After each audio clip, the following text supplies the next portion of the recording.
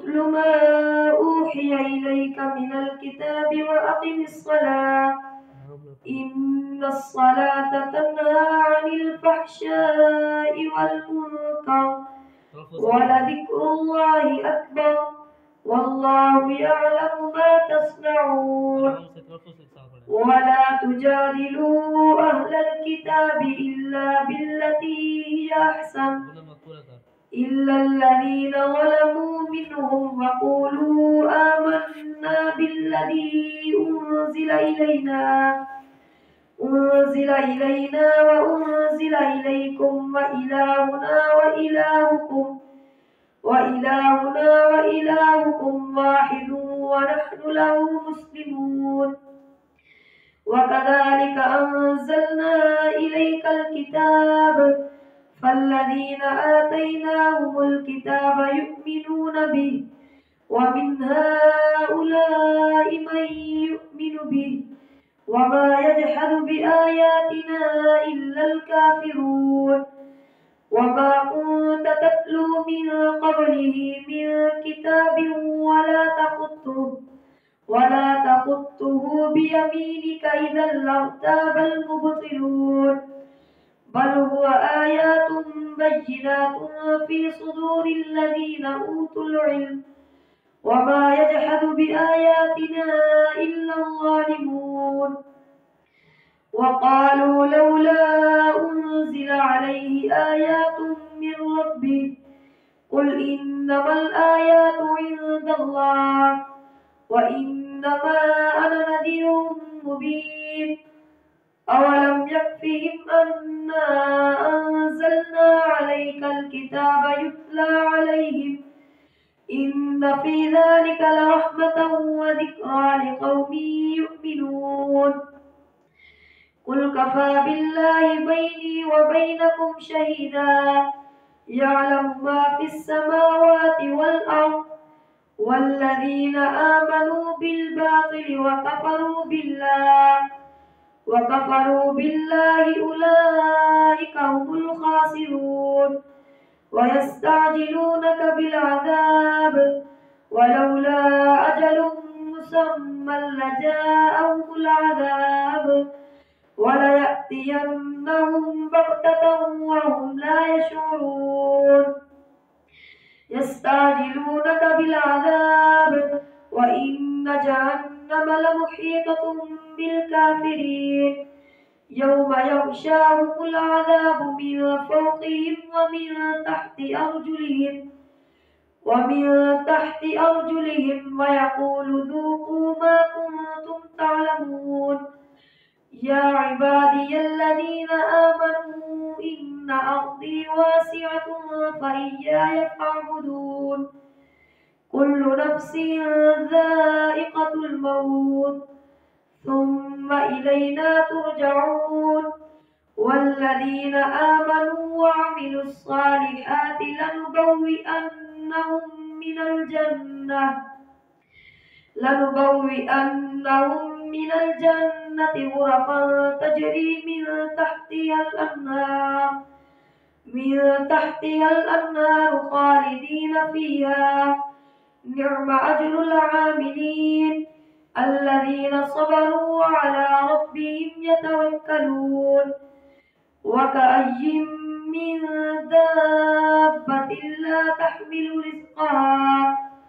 الله يرزقها وإياكم وهو السميع العليم ولئن سألتهم من خلق السماوات والأرض وسخر الشمس والقمر ليقولن الله فأنى يؤفكون الله يبسط الرزق لمن يشاء من عباده ويقدر له إن الله بكل شيء عليم ولئن سألتهم من نزل من السماء ماء فأحيا به الأرض من بعد موتها ليقولن الله قل الحمد لله بل أكثرهم لا يعقلون وما هذه الحياة الدنيا إلا لهو ولعب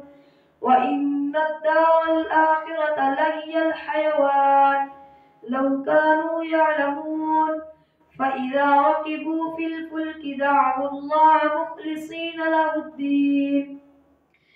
فلما نجاهم إلى البر إذا هم يشركون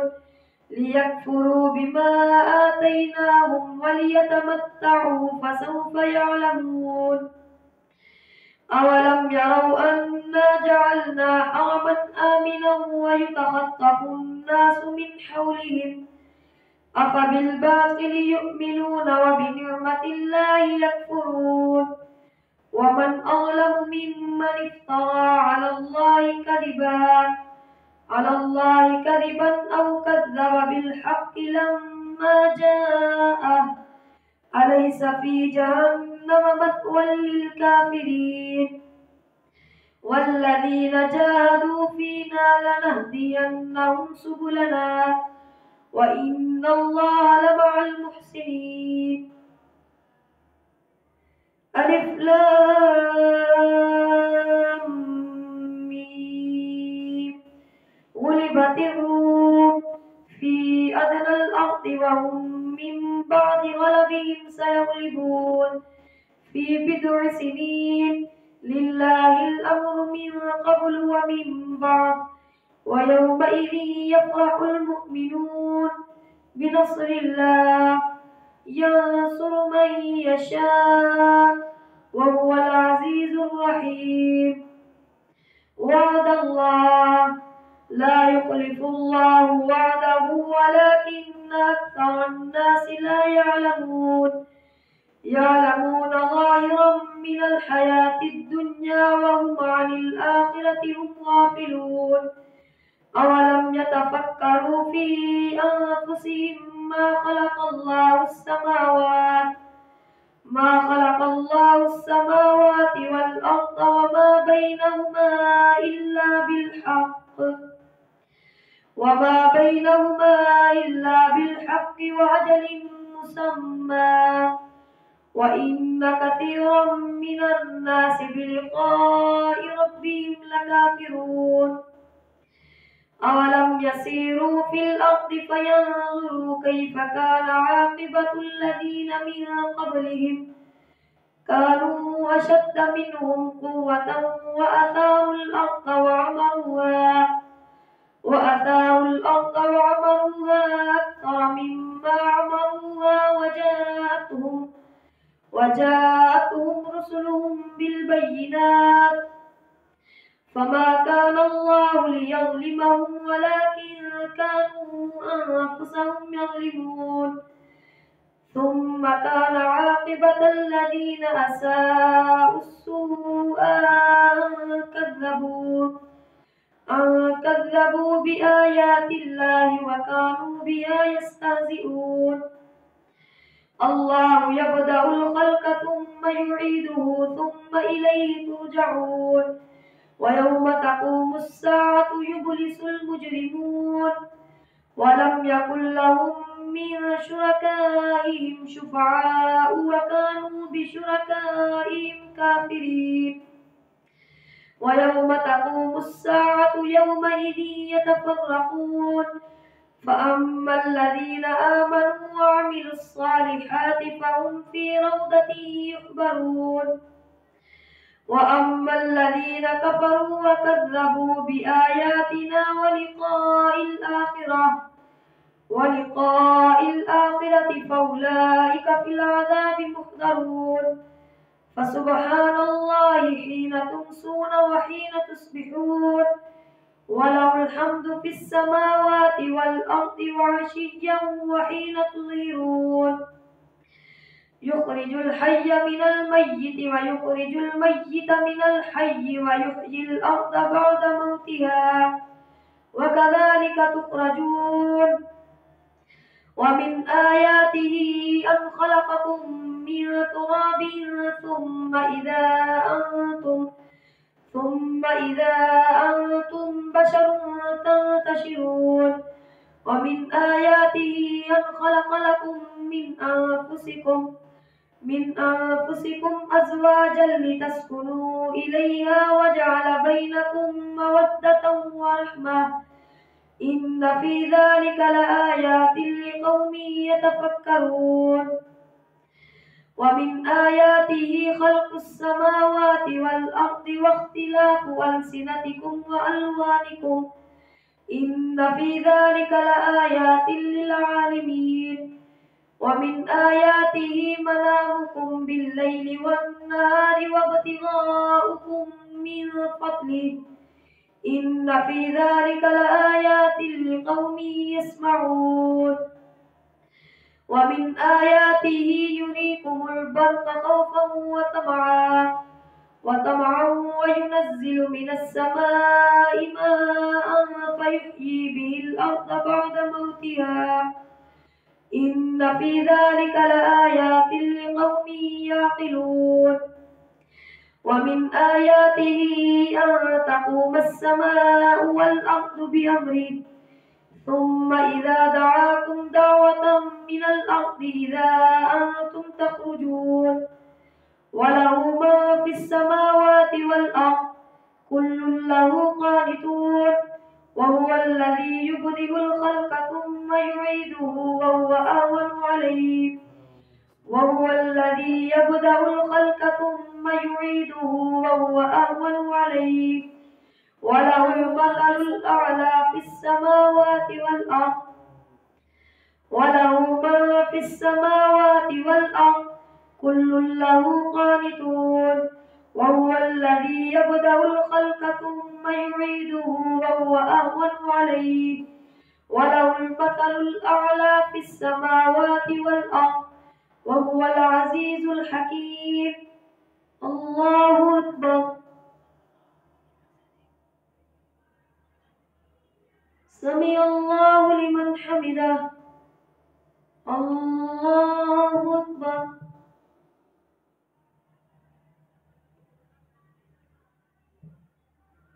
الله أكبر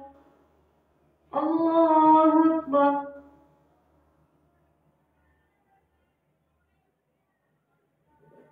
الله أكبر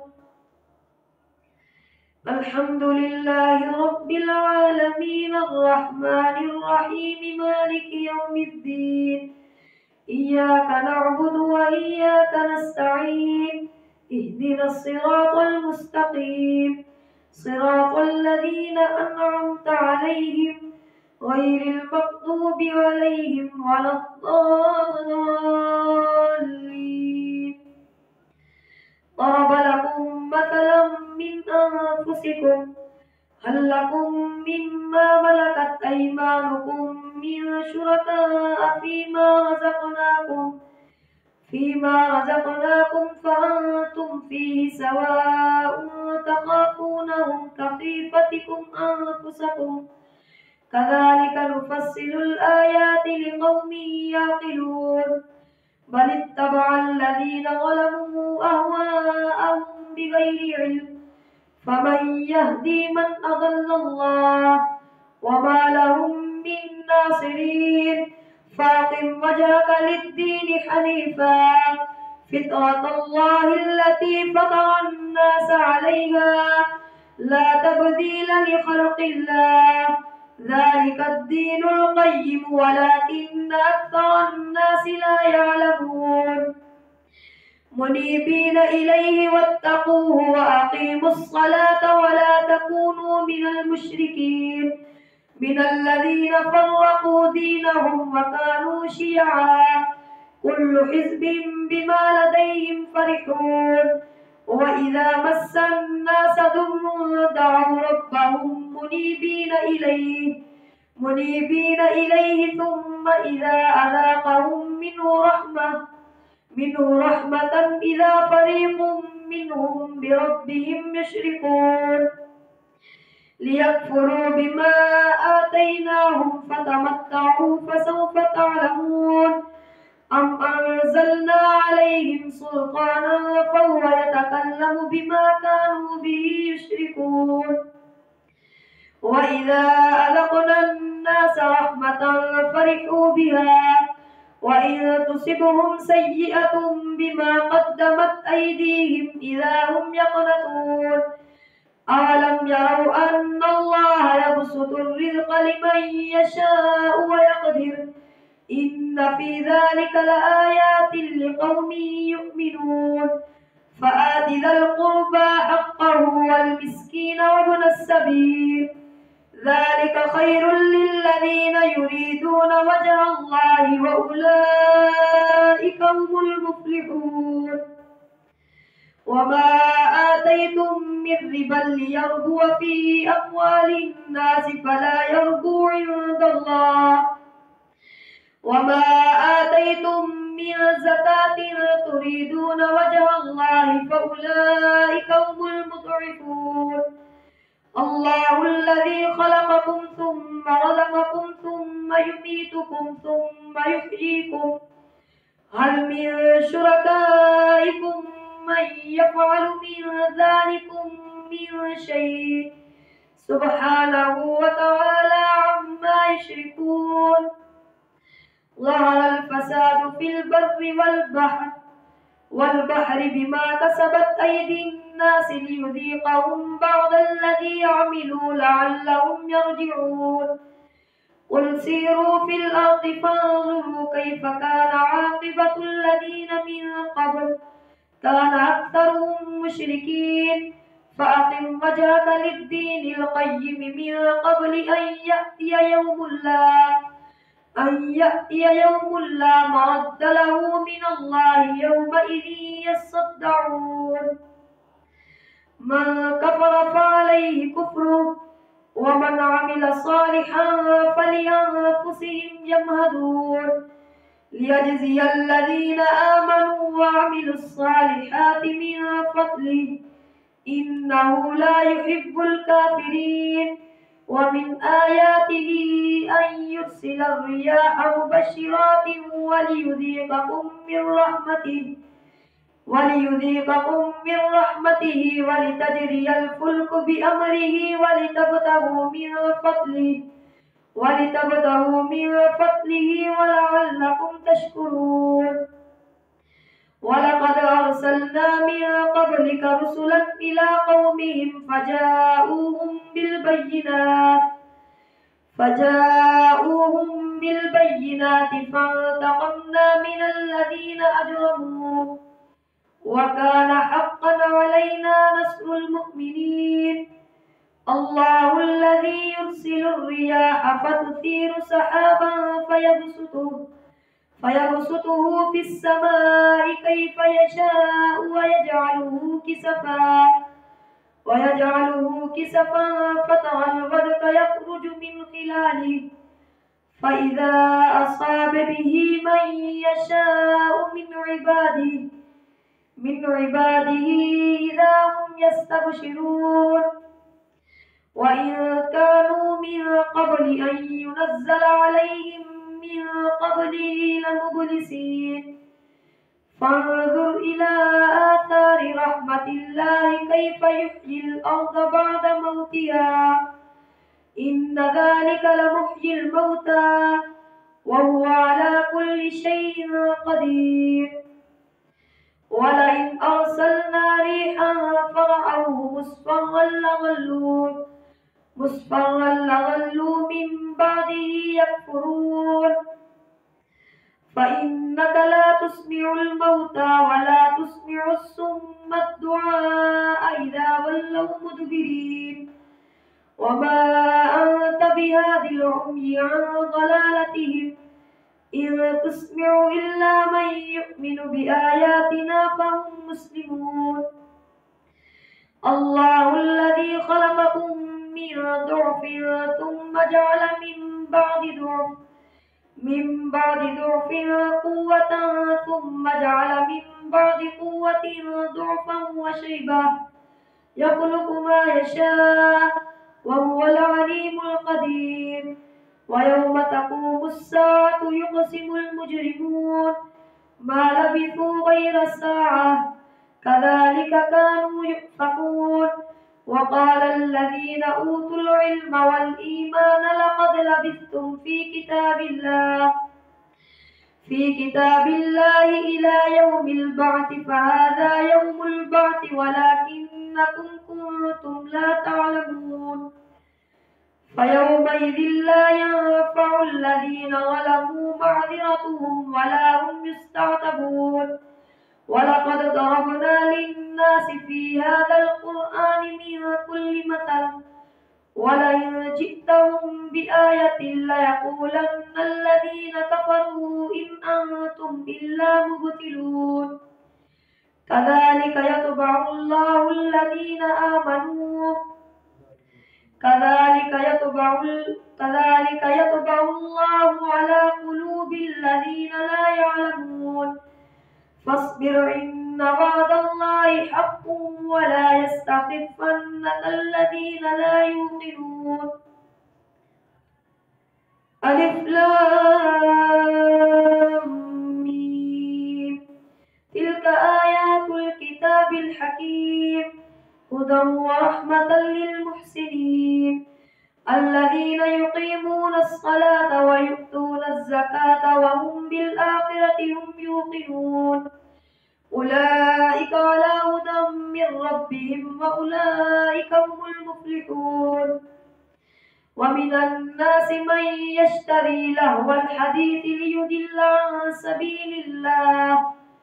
ليضل عن سبيل الله بغير علم ويتخذها هزوا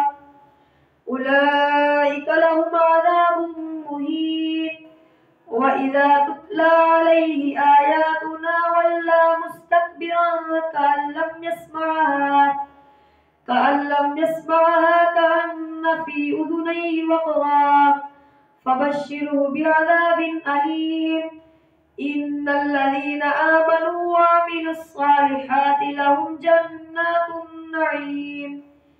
خالدين فيها وعد الله حقا وهو العزيز الحكيم خلق السماوات بغير عمد ترونها وألقى في الأرض رواسي أن تميد بكم وبث فيها من كل دابة وأنزلنا من السماء ماء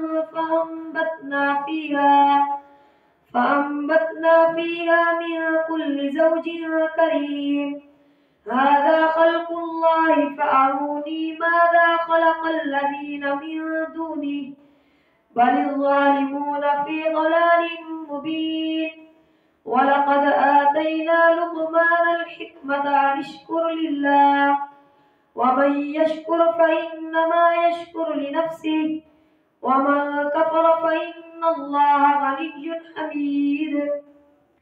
وإذ قال لقمان لابنه وهو يعظه يا بني لا تشرك بالله إن الشرك لظلم عظيم ووصينا الإنسان بوالديه حملته أمه وهنا على وهن وفصاله في عامين أن اشكر لي ولوالديك إلي المصير وإن جاهداك على أن تشرك بي ما ليس لك به علم فلا تطعهما وصاحبهما في الدنيا معروفا واتبع سبيل من أناب إلي ثم إلي مرجعكم فأنبئكم بما كنتم تعملون يا بني إنها إن تك مثقال حبة من خردل أتينا بها يا بني إنها إن تك مثقال حبة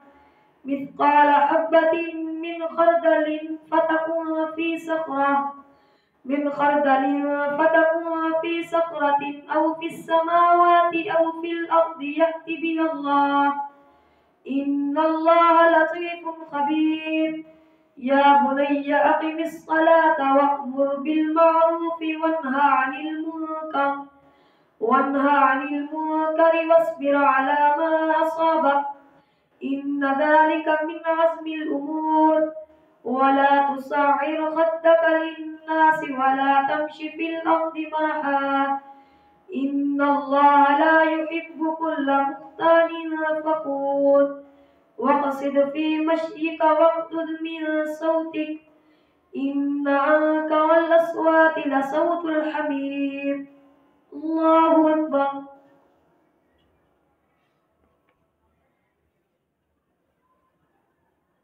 سمع الله